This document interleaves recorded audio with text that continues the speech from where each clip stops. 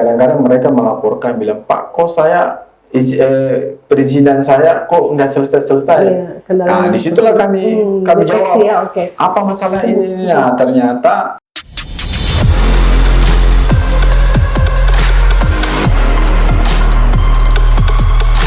itu lewat oknum-oknum atau calo-calo. Ini yang kami tindak lanjuti. Bahkan kami panggil OPD teknisnya untuk mengatasi masalah ini.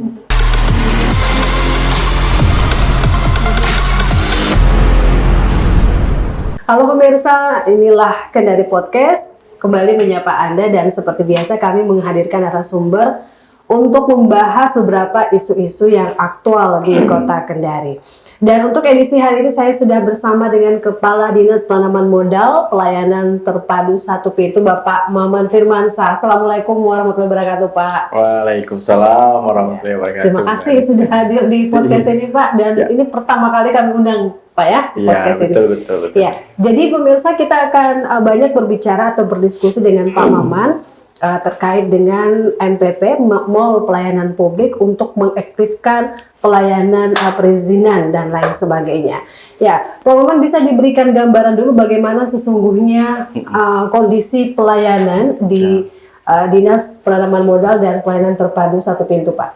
Ya, baik, kalau untuk di Dinas Penanaman Modal Pelayanan Terpadu Satu Pintu, memang kita secara garis besar pelayanan kita sebenarnya ada 3 aplikasi besar dalamnya.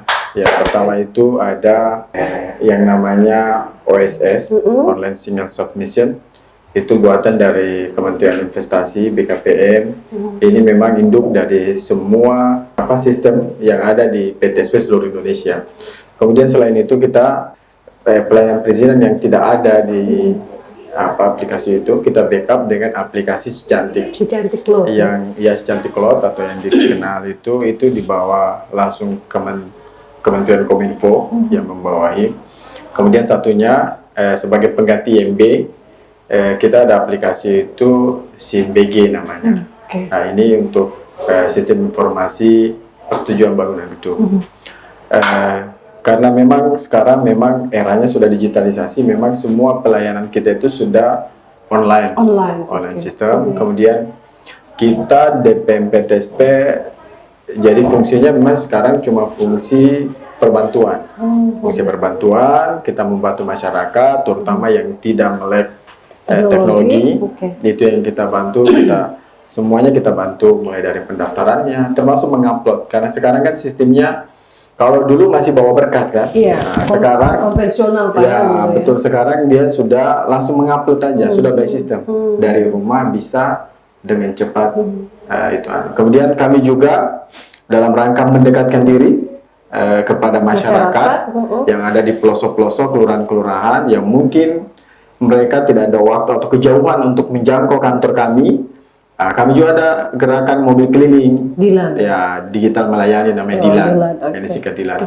Itu kita jadwalkan ke kelurahan-kelurahan seluruh Kota Kendari. Dan alhamdulillah kita sudah jalan seluruh kelurahan yang ada di Kota Kendari. Termasuk kelurahan yang ada di pelosok. Semua sudah. Jadi kita sudah sisir semua. Sekarang malah kita sudah jalan, tinggal melihat yang mana-mana yang kami rasa masih ada potensi.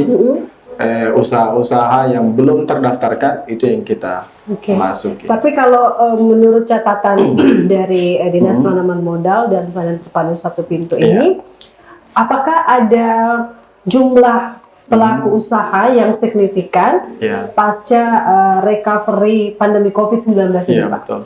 Jadi kalau jumlah UMKM yang terdaftar, karena memang sekarang ini geliat UMKM di Kota Kendari luar biasa, Mbak Nisrina, luar biasa perkembangannya. Setiap saat selalu tumbuh UMKM baru. Sekarang di angka per November ini, untuk tahun ini kita sudah dapat di angka secara keseluruhan itu izin ada 26.500. Nah, secara keseluruhan. Tapi kalau untuk NIB itu kurang lebih dia ada sekitar 22.000. Lumayan besar ya dibandingkan tahun-tahun sebelumnya. Tahun sebelumnya kita cuma dapat 18.000, berarti ada peningkatan signifikan. Memang kami lihat banyak pelaku-pelaku usaha yang belum sadar untuk mendaftarkan. Nah, inilah sasaran kita memang ini. Jadi kita berkoordinasi dengan camat, lurah, RT, RW dalam rangka untuk mengidentifikasi di mana sih yang masih ada, sehingga nanti kami akan turun. Ini masalahnya tidak belum ingin barangkali Pak ya, atau mungkin ada kendala kenapa kemudian para pelaku UMKM ini mungkin malas berurusan untuk mendapatkan izin.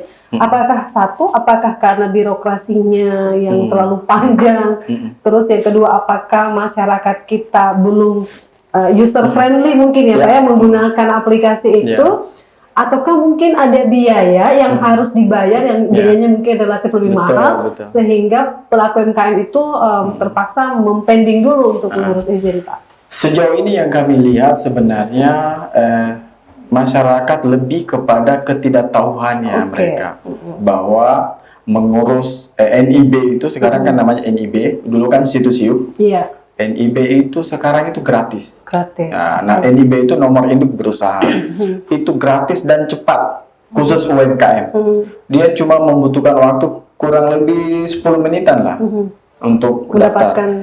Dia cuma bermodalkan NIK, kemudian nomor WA dan estimasi usaha aja, itu sudah bisa didaftarkan via OS. Cuma mungkin ketidaktahuannya. Kemudian yang paling penting adalah diketahui bahwa pengurusan NIB ini 0 rupiah alias gratis.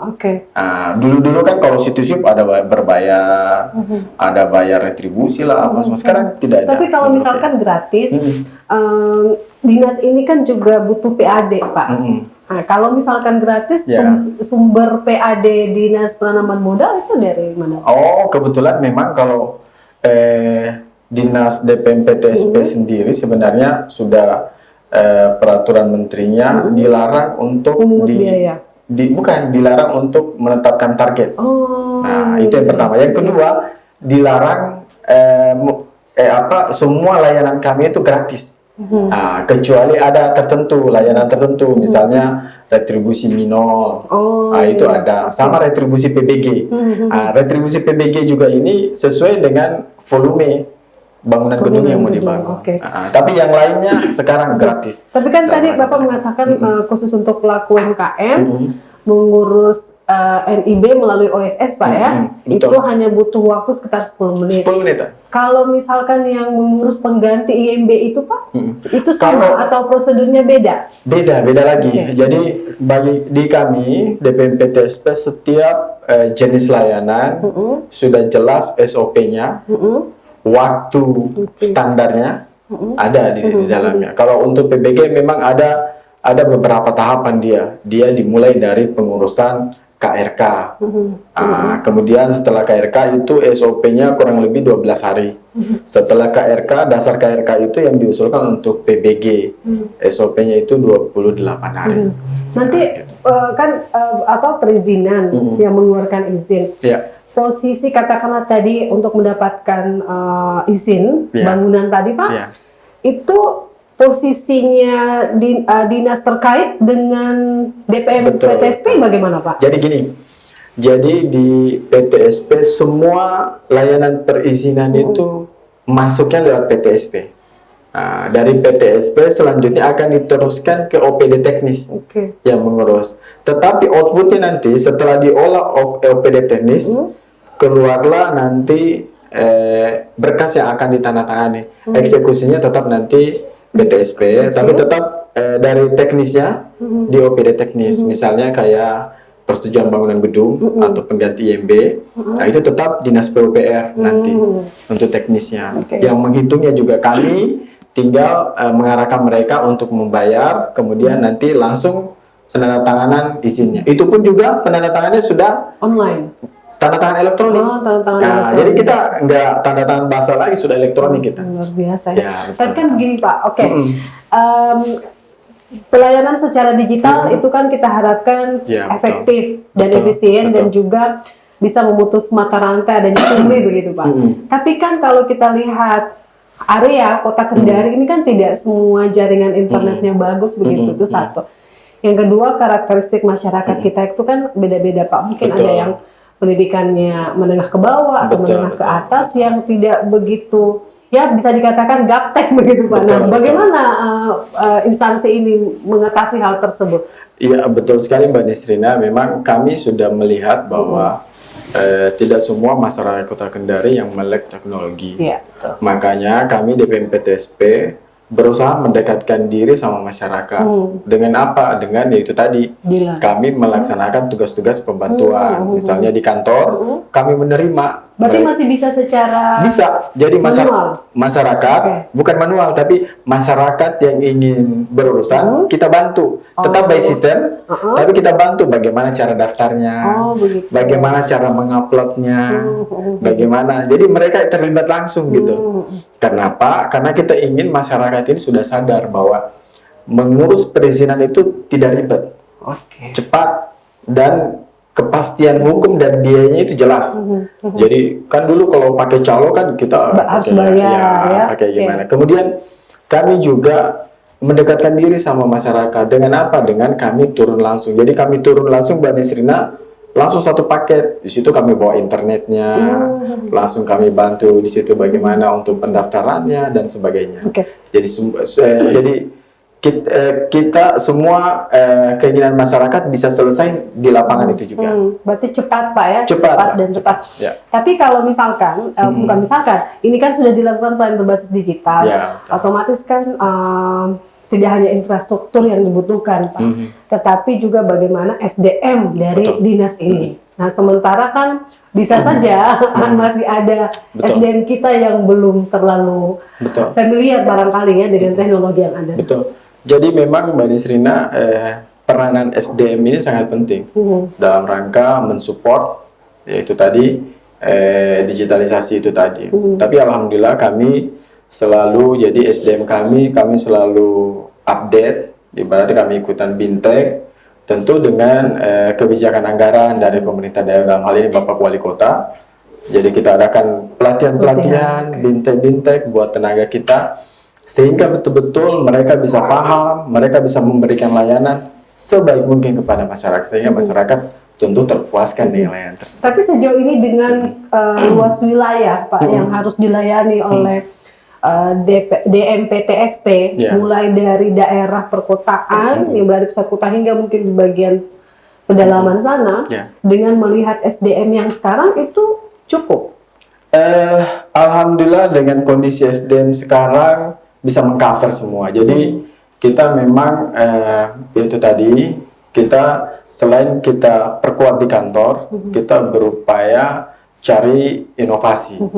Apa sih sebenarnya yang dibutuhkan sama masyarakat dalam rangka pemenuhan hak-hak mereka kan terhadap pengurusan perizinan. Nah itu tadi kami selalu misalnya berkoordinasi sama lurah camat, RT RW dalam rangka itu tadi bagaimana mengidentifikasi pelaku-pelaku usaha yang ada di wilayahnya masing-masing. Apakah mereka sudah terdaftar legalitasnya atau tidak? Nantinya informasi itulah yang kami akan jemput. Untuk selanjutnya kami akan turunkan tim kami untuk mengeksekusi tadi, membantu masyarakat dalam rangka proses perizinan. Ada yang menarik tadi yang Pak Maman sampaikan bahwa walaupun secara digital atau elektronik pengurusannya, tapi pihak dari DMPTSP itu masih tetap memberikan pendampingan barangkali Pak ya dalam proses untuk upload berkas dan sebagainya. Bagaimana kemudian Pak Maman menjamin bahwa SDM yang melakukan pendampingan kepada para pelaku UMKM ini bebas pungli? Jadi gini, di kantor kami memang kami sudah memberikan informasi, kemudian kami juga memasang pamflet terkait itu. Kemudian kami juga sudah kasih penekanan kepada SDM kami, aparat kami, bahwasanya kami itu tegas terhadap tindakan-tindakan pungli tersebut. Bahkan saya sampaikan bahwa apabila kedapatan ada sanksi tegas di dalamnya. Nah, makanya inilah yang kita selalu tekankan ke mereka. Kemudian kami selalu mengedukasi masyarakat bahwa semua pengurusan kami itu gratis. Kecuali misalnya izin minor, PBG, dan izin yang betul-betul berbayar. Nah, ini juga yang kita kemudian itulah tadi kami informasikan kepada masyarakat bahwasanya ya jangan lewat calo, langsung saja sehingga kepastian hukumnya dan budgetnya itu jelas. Ada semacam posko pengaduan atau? Oh ya ada.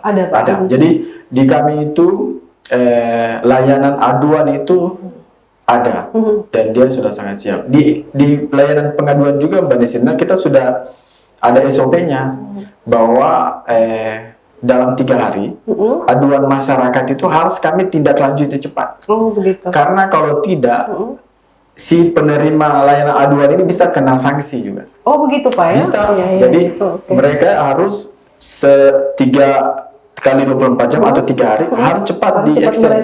Misalnya mereka mengecek aduan masyarakat di lapangan tentang perizinannya atau apa, sehingga kita bisa cepat jawab dan memberi solusi kepada masyarakat. Rata-rata apa yang menjadi keluhan masyarakat Pak? Kalau rata-rata sih ternyata kami identifikasi yaitu tadi misalnya ada masyarakat yang mendirikan bangunannya ternyata limbahnya mengalir tempat lain. Ataupun juga kami dapati juga calo. Oh ada Pak. Tapi bukan di kami, di OPD lain. Nah ini yang kita kasih penegasan. Tapi kan misalkan gini Pak, kan tadi Pak Maman mengatakan dinas ini tidak bekerja sendiri, tetap berkoordinasi dengan dinas teknis terkait. Betul. Nah masing-masing kan SDM ini kan beda-beda nih Pak. Betul. Tugas dan tanggung jawabnya. Betul. Nah tadi Pak Maman katakan ada pungli yang dilakukan oleh OPD lain gitu. Bagaimana koordinasinya? Iya kita panggil Pak. Jadi itu tadi saya bilang bahwa layanan aduan masyarakat itu kadang-kadang mereka melaporkan bilang Pak kok saya perizinan saya kok nggak selesai.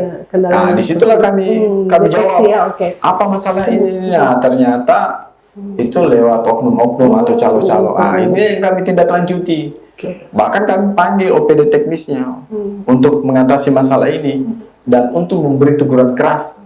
Tidak dibentuk satgas Pak? Kalau satgasnya sebenarnya kalau terkait sebenarnya sudah ada saber pungli yang dari ya. Tapi kita lebih ke preventif dulu, ya persuasif. Jadi kita lihat masalahnya bagaimana. Kalau betul-betul ada sampai ya itu baru kita serahkan ke Baik. Nah, sesuai dengan tema kita MPP, efektifkan pelayanan perizinan.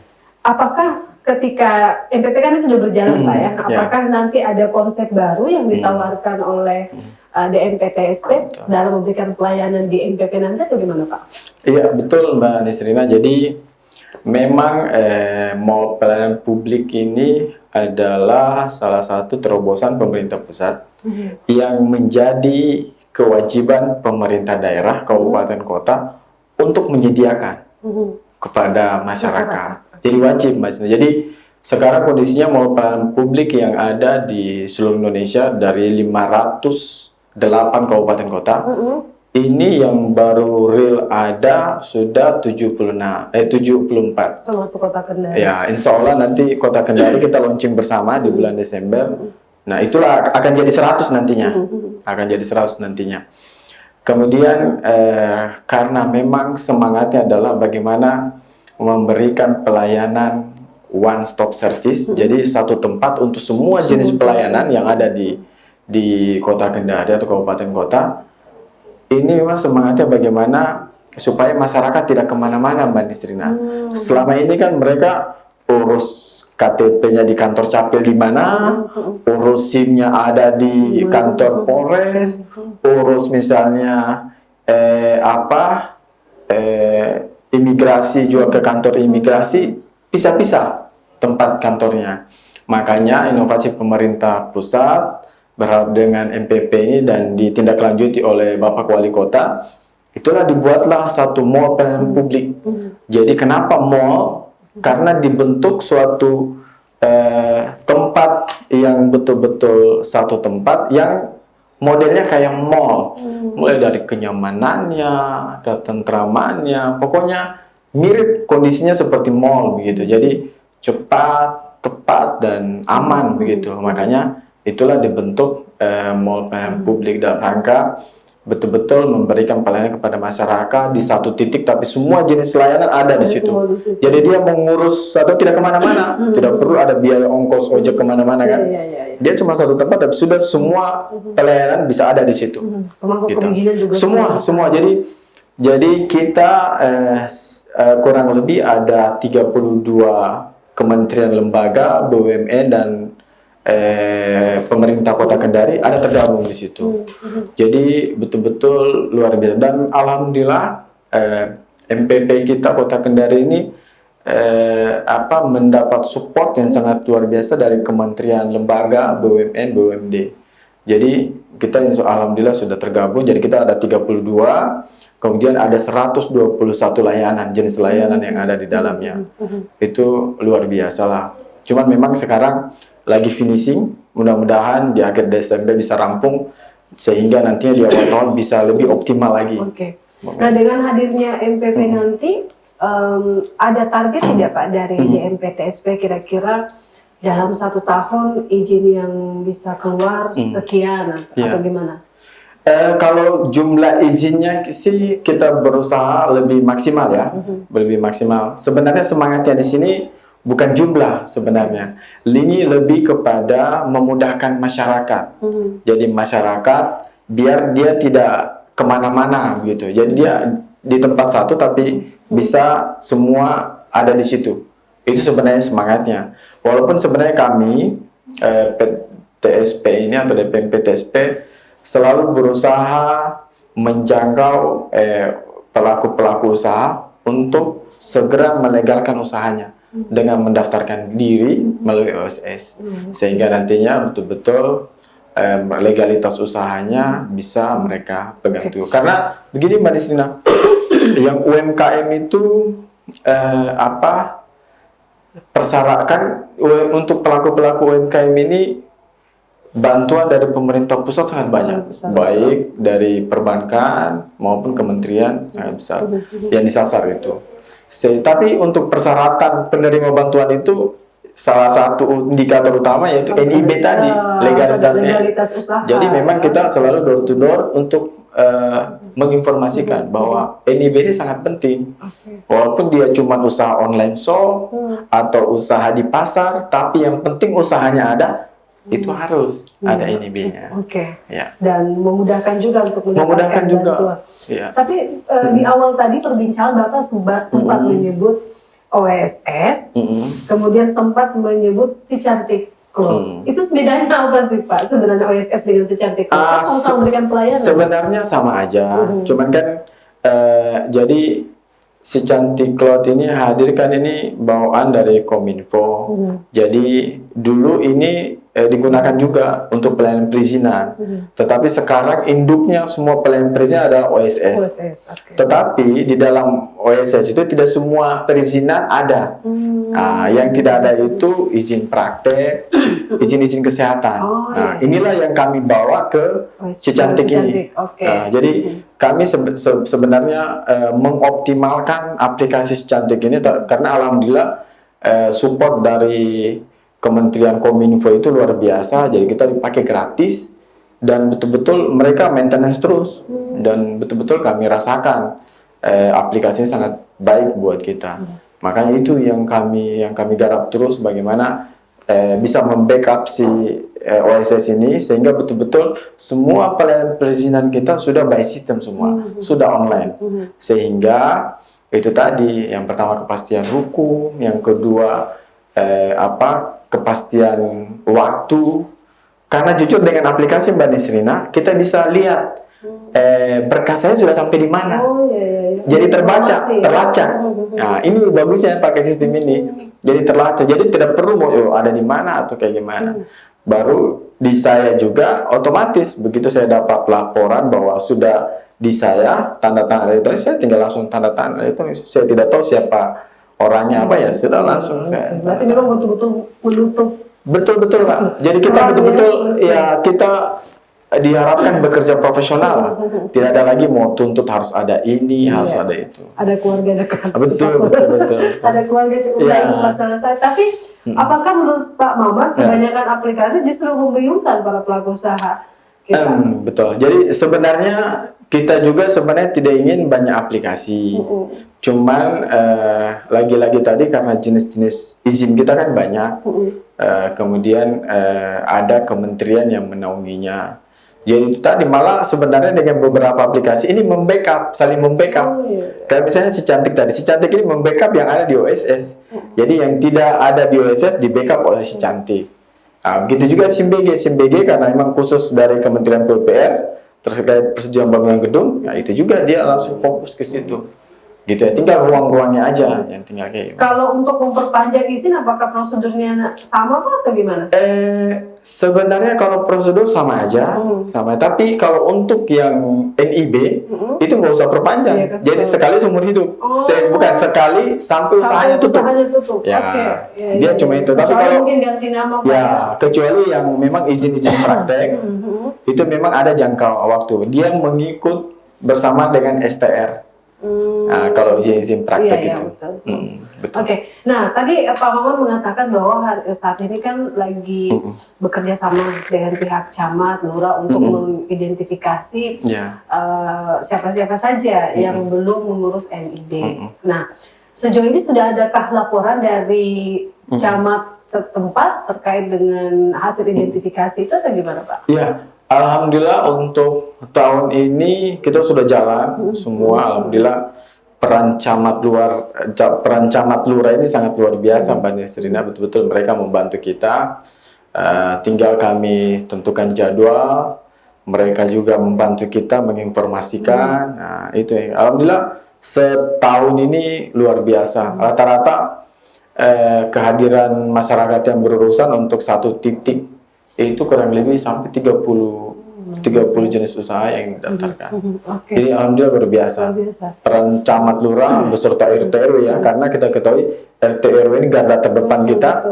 Mereka yang tahu persis, karena bisa jadi di lingkungan masyarakat itu kan ada penjual-penjual 9 bahan pokok atau yang biasa kios-kios. Itu juga itu harus Mbak Nisrina. Walaupun skalanya kecil harus. Iya, mereka kan usaha. Mereka usaha. Makanya itulah sebenarnya UMKM sejati sebenarnya yang ada di lingkungan masyarakat. Jadi tidak mesti skalanya menengah ke atas, mesti. Menengah ke bawah juga harus punya ya, betul. NIB begitu betul, ya. Untuk legalitas usahanya. Tapi ngomong-ngomong Pak Maman, kemarin saya sempat baca di media online bahwa DMPTSP akan membangun puluhan rumah layak huni. Itu hubungannya perizinan apa Pak? Bukankah itu gawenya DPR? Sebenarnya itu ada kesalahan misberita ya. Jadi ada misberita. Jadi 80.000 itu adalah proyeksi kebutuhan rumah layak huni yang ada di Kota Kendari. Proyeksi kebutuhan. Nah, terus salah satu yang mengadakan rumah layak huni ini adalah pengembang developer. Mereka yang menyediakan rumah walaupun dengan kredit ya ke masyarakat, tapi secara tidak langsung mereka telah menyiapkan ya, membantu pemerintah menyiapkan itu. Makanya kebetulan kemarin ada program dari asosiasi namanya Pengembang Indonesia, yang ada program pemerintah pusat atau DPP PI itu yang mencanangkan 1 kecamatan 1 hektar untuk pembangunan perumahan. Ya itu sebenarnya makanya kita menyambut baik. Kita kan di bidang perizinannya. Nah, makanya kita waktu itu kami bersama PUPR kita senang hati ada seperti itu. Dengan menyediakan rumah layak huni oleh para pengembang ini kan otomatis masyarakat kita juga kebutuhan rumahnya akan terpenuhi. Makanya itu yang kita support. Dan jujur Mbak Nisrina, di pengurusan PBG ini di Kota Kendari, sumbangsi teman-teman developer itu sangat luar biasa. Kurang lebih sekitar 60-70% yang mengurus itu rata-rata itu perumahan. Tapi ada juga Pak developer yang nakal begitu Pak, yang Ya, mengganggu. kadang-kadang ada juga, misalnya mereka sudah bangun duluan, baru anu ya, itulah tugasnya Satgas, kebetulan ada Satgas itu, Mbak. Oke. Ya. Nah, kan begini Pak, kadang-kadang ini terkait dengan masalah izin gedung bangunan Pak ya. Iya. Nah, kadang-kadang kan sudah jelas aturannya, misalkan tidak boleh membangun di sekitar tepian kali, misalkan contohnya kayak, atau tidak boleh membangun di area sini. Tapi tiba-tiba ada izin yang keluar. Nah, itu gimana tuh Pak koordinasinya sebenarnya? Karena rata-rata juga banyak yang bangunan yang sudah jadi terpaksa harus dibongkar. Ini kan proses awalnya, prosedur awalnya berarti ada yang keliru begitu atau gimana? Betul. Biasanya itu Mbak Desina, kalau terkait izinnya sebenarnya kita lihat dulu kondisi di lapangan. Apakah bangunan ini adalah bangunan sudah lama yang mungkin sudah duluan bangun, terus kemudian setelah itu baru muncullah aturannya. Itu juga harus diklasifikasi. Kemudian ada juga yang mungkin sudah bangun tapi tidak ada izin. Dan itu banyak. Nah, dan itu ada. Makanya kadang-kadang ada Satgas Tata Ruang, itulah yang turun mengingatkan bahwa ini tidak sesuai, misalnya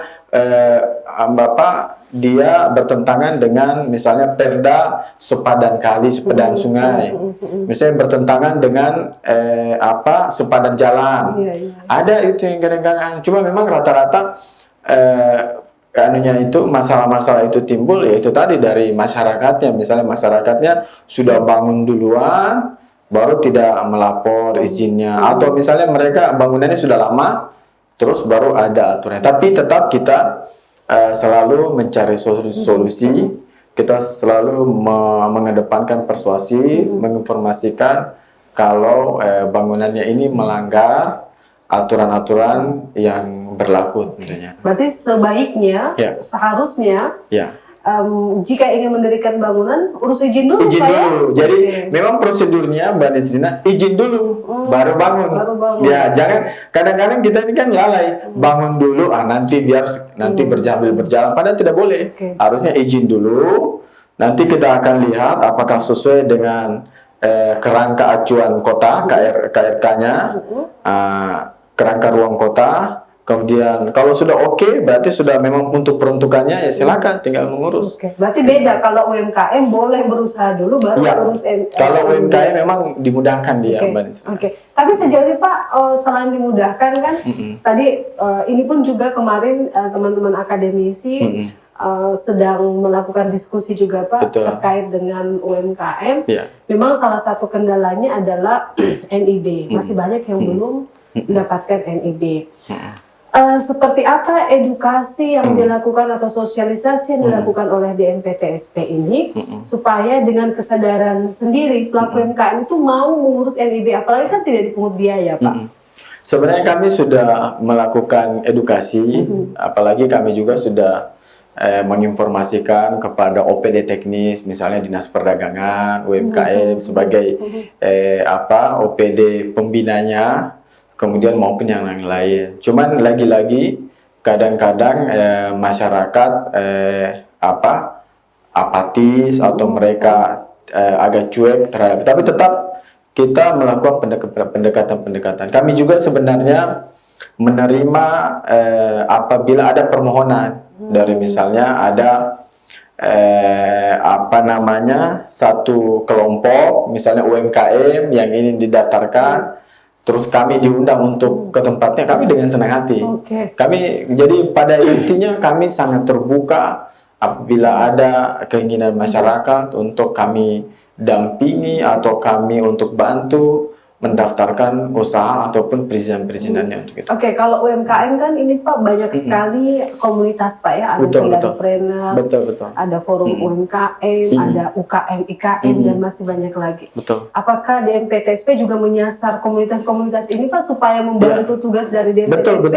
Betul. Kita selalu alhamdulillah selama ini juga kita diundang apabila misalnya ada event-event pameran atau ada kegiatan-kegiatan dari yang tadi itu. Jadi kita selalu siap hadir, mensupport, misalnya diminta untuk melakukan perbantuan, untuk seperti itu kita dengan senang hati, Mbak Destina. Jadi pada intinya kita selalu terbuka buat siapa saja yang ingin berkolaborasi tentunya. Ya, kita sangat merespon dengan cepat hal tersebut. Kira-kira Pak, tantangan yang dihadapi oleh DMPTSP apa nih Pak? Sebenarnya tantangan kita kan lagi-lagi tinggal bagaimana masyarakat itu harus sadar juga dalam dirinya. Misalnya masyarakat sekarang kadang-kadang lebih cenderung merasa bahwa ingin pelayanan perizinannya langsung dibantu sama orang. Misalnya langsung nitip sama orang. Padahal belum tentu nitip sama orang itu bisa lebih cepat, atau misalnya biayanya otomatis kan kalau nitip lewat orang pasti ditambah-tambah kan. Padahal sebenarnya kita sudah pastikan bahwa mengurus perizinan itu jelas, cepat, dan tepat. Apalagi kepastian hukumnya atau kepastian waktu biayanya itu sangat jelas, sehingga mereka tidak perlu takut, khawatir. Dan apalagi kita nanti ada mall pelayanan publik, otomatis sangat nyaman buat mereka. Di situ sudah ada makan, di situ nantinya ada kafetaria, ada UMKM. Situ kita sudah siapkan semua. Oke, dengan adanya MPP nanti, persiapan apa yang dilakukan oleh DMPTSP supaya lebih memaksimalkan perizinan, khususnya untuk pelaku UMKM dan juga sini-sini yang lain? Alhamdulillah memang kita MPP ini kita mendapat support yang sangat luar biasa ya dari Bapak Wali Kota. Alhamdulillah kalau untuk di Sulawesi Tenggara, kami rasa kami adalah baru satu-satunya MPP yang betul-betul disupport sekali. Misalnya dari pembangunan gedung. Kalau daerah lain mungkin mereka MPP-nya bangunan gedung yang sebelumnya. Tapi kalau kami memang bangunan yang dibangun baru. Kemudian kita langsung disupport dengan desain interiornya. Kita disupport dengan prasarananya. Kita langsung disupport dengan SDM-nya juga. Jadi betul-betul Pak Wali Kota mensupport hadirnya mall pelayanan publik Kota Kendari. Dan kami memang berkomitmen, Mbak Destina, bahwa kami memang bukan yang pertama, karena memang di Sultra ini yang pertama adalah Kabupaten Bombana. Tapi bagi kami, kita bukan yang pertama, tapi kita akan menjadi yang terbaik di Sulawesi Tenggara terkait itu. Alhamdulillah juga kita sudah siap semua, baik sistem, kemudian sarana prasarana tadi kita disupport. Kemudian apalagi di kita memang kita sudah melaksanakan MOU PKS dengan kementerian lembaga yang bergabung di MPP. Jadi alhamdulillah support mereka itu sangat luar biasa terhadap hadirnya mall pelayanan publik di Kota Kendari. Walaupun ada MPP nanti tetap Dilan Pak ya, tetap menyasar.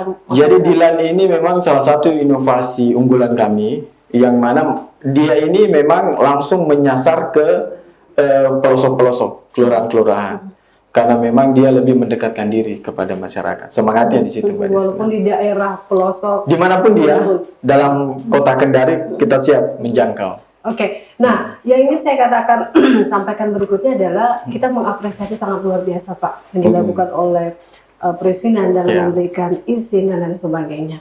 Nah 2023 dan seterusnya tadi Desember sudah mulai MPP sudah mulai beroperasi. 2023 target apa yang ingin atau capaian apa yang akan dicapai oleh DMPTSP dalam rangka meningkatkan pelayanan kepada masyarakat khususnya perizinan? Ya, jadi memang kita di DMPTSP ini Mbak Destina ada dua tupoksi pokok di kita. Yang pertama adalah dari sisi penanaman modalnya. Dari sisi penanaman modal kami berharap bahwa bagaimana bisa menggait investor-investor yang ada di luar untuk masuk ke Kota Kendari. Karena memang jujur, Kota Kendari adalah kota perdagangan jasa. Kita tidak memiliki sumber daya alam ataupun yang lain. Jadi bagaimana menggerakkan perekonomian melalui perdagangan jasa? Salah satunya adalah dengan menarik investor-investor dari luar untuk masuk ke Kota Kendari. Misalnya kemarin ada Kendari kawasan industri, itu yang kami akan genjot lagi supaya mereka bisa berjalan cepat. Karena memang lagi-lagi kita DPM PTSP selalu prinsip kita adalah bagaimana memudahkan layanan bagi seluruh masyarakat, termasuk bagi investor. Kita memudahkan. Bahkan kami selalu berusaha berkomunikasi dengan baik mereka. Kalau ada kendala kita bantu. Di mana kendalanya, sehingga bisa ada titik untuk menyelesaikan masalah atau kendala-kendala dari investor. Yang kedua, dari sisi pelayanan terpadunya, perizinannya. Nah, ini memang bagaimana hadirnya MPP ini bisa lebih maksimal lagi dirasakan. Dan perlu saya sampaikan Mbak Nisrina bahwa untuk layanan di MPP kita, kalau daerah lain mungkin cuma 5 hari kerja. Kalau kami nantinya 7 hari kerja. 7 hari kerja? Ya, jadi Sabtu Minggu kita tetap buka. Tetap buka? Tetap buka. Cuman jamnya aja yang dikurangi. Misalnya normalnya jam 9 sampai jam 3. Kalau Sabtu Minggu kita jam 9 pagi sampai jam 1 siang. Kenapa? Karena kita tahu kadang-kadang ada masyarakat yang Senin sampai Jumat itu mungkin sibuk kerja. Nah, tidak sempat mengurus izinnya. Di hari Sabtu Minggu itu kita tetap buka layanan. Ya, tapi untuk tahap awal kita baru pelayanan yang diberikan oleh pemerintah Kota Kendari. Sambil berangsur-angsur kita harapkan kementerian lembaga bisa ikut dalam rangka memberikan pelayanan prima kepada masyarakat. Luar biasa ya. Kalau MPP ini sudah beroperasi, layanan tetap diberikan kepada masyarakat. 7 hari kerja. 7 hari kerja. Komitmen kita itu. Komitmen Sabtu Minggu. Oke, nanti dicatat apa saya. Oke, terakhir nih Pak, karena waktu kita sangat terbatas, saya ingin minta closing statement dari Pak Maman. Sesuai dengan tema kita masalah perizinan, apakah ada yang disampaikan kepada masyarakat, Pak? Silakan. Baik, saya sebagai Kadis DPM PTSP Kota Kendari sangat mengharapkan kepada seluruh masyarakat Kota Kendari bahwa mengurus perizinan di DPM PTSP itu sangat mudah, cepat, kemudian gratis. Nah, adapun yang berbayar itu cuman izin-izin tertentu, misalnya Minol dan PBG, tapi yang lainnya itu gratis. Jadi silakan berurusan langsung, jangan lewat calo, karena dengan calo akan merugikan masyarakat itu sendiri. Kemudian saya juga berpesan kepada investor yang ingin menanamkan modalnya di Kota Kendari. Kami DPM PTSP dan pemerintah Kota Kendari sangat membuka ruang seluas-luasnya bagi investor untuk menanamkan modalnya di Kota Kendari. Dan kami pastikan kami menjadi garda terdepan dalam rangka membantu para investor dalam rangka melihat potensi-potensi usaha maupun potensi-potensi investasi yang ada di Kota Kendari. Kami selalu terbuka dengan hal tersebut dalam rangka menjaga iklim investasi di Kota Kendari. Luar biasa, ada kemudahan Pak yang diberikan kepada masyarakat. Stop menggunakan calo ya. Lebih, kalaupun ada yang tidak dipahami, lebih bagus datang langsung begitu Pak. Baik, terima kasih Pak Maman sudah berbagi informasi dan mudah-mudahan informasi dari Pak Maman ini membuka insight pemirsa, wawasan pemirsa bahwasannya tidak ada yang sulit untuk DM PTSP ini memberikan pelayanan. Sangat mudah untuk UMKM, hanya 10 menit Pak ya? 10 menit, insya Allah. 10 menit saja NIB-nya sudah tuntas ya. Betul. Baik pemirsa, terima kasih podcast kita hari ini. Inilah podcast bekerja sama dengan Sultra TV dan media online inilah kendari.com dan kru dari Sultra TV dan juga podcast inilah Kendari mengucapkan terima kasih atas kebersamaan Anda. Sampai jumpa di episode selanjutnya. Assalamualaikum warahmatullahi wabarakatuh.